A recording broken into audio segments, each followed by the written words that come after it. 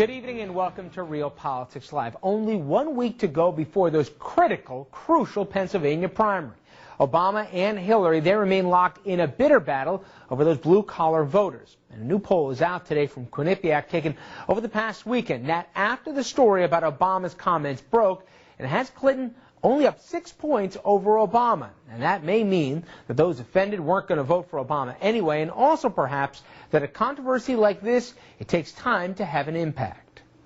The candidates are still giving their take on what Obama meant by bitter Pennsylvanians who cling to guns and religion and xenophobia. Obama emphasizes the anger as a force for change. Sometimes hope and anger go hand in hand.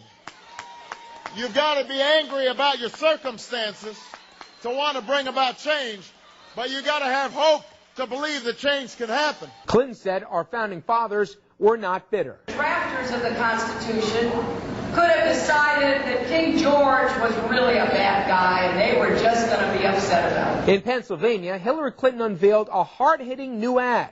In it, her supporters share her hurt feelings. It just shows how out of touch Barack Obama is. I'm not clinging to my faith out of frustration and bitterness. Senator Clinton and Senator McCain seem to be singing from the same hymn book. They're saying, I'm out of touch. I'm an elitist because I said a lot of folks are bitter about their economic circumstances. Obama is now suggesting Clinton's populism is all show. When the former First Lady reminisced about learning to hunt with her dad, Obama mocked her as Annie Oakley. They'll promise you anything. They'll give you a long list of proposals.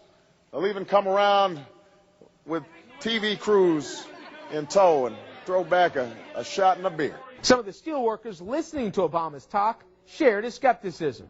She's probably never had a shot and a beer in her life. Please. She's a champagne and Tiffany type person. The Clinton campaign immediately shot back, emailing photos of Obama feeding a cow, going bowling, and drinking a beer during his recent tour of small-town, working-class Pennsylvania.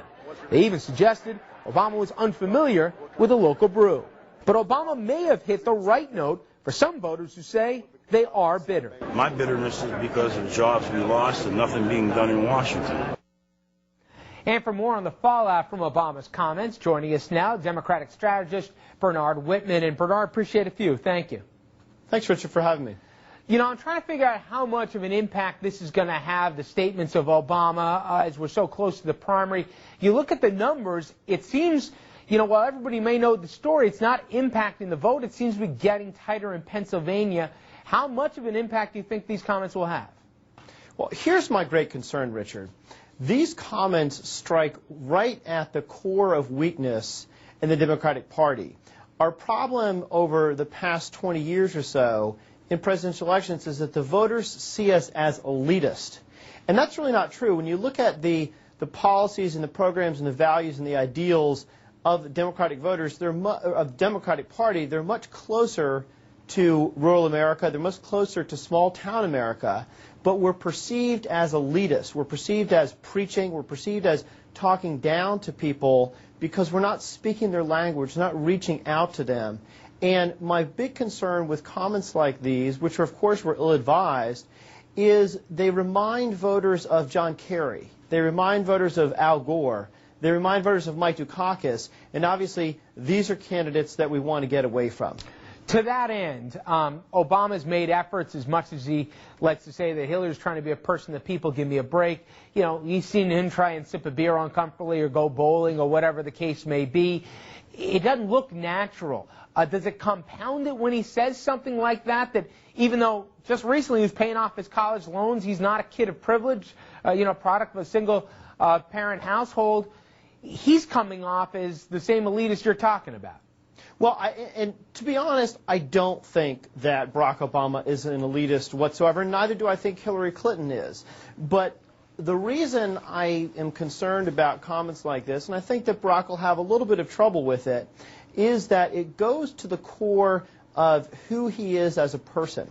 And his campaign has been so successful not because of his policies or his programs, but because it trumpets who he is as an individual. He is someone that people say, you know, I'd like to sit down and have a beer with this guy, and they don't see that as much with Hillary Clinton. And I actually think that Hillary's best day on the stump in an awfully long while is when she did have a beer with the voters. And this distracts from Barack's efforts to brand himself as someone you can really identify with. You know, it's funny. I remember saying, oh, my God, how long this primary process has been, but 6 months ago, how at that point, what a terrific campaign that Hillary had run. I was hard-pressed to find too many mistakes, if at all.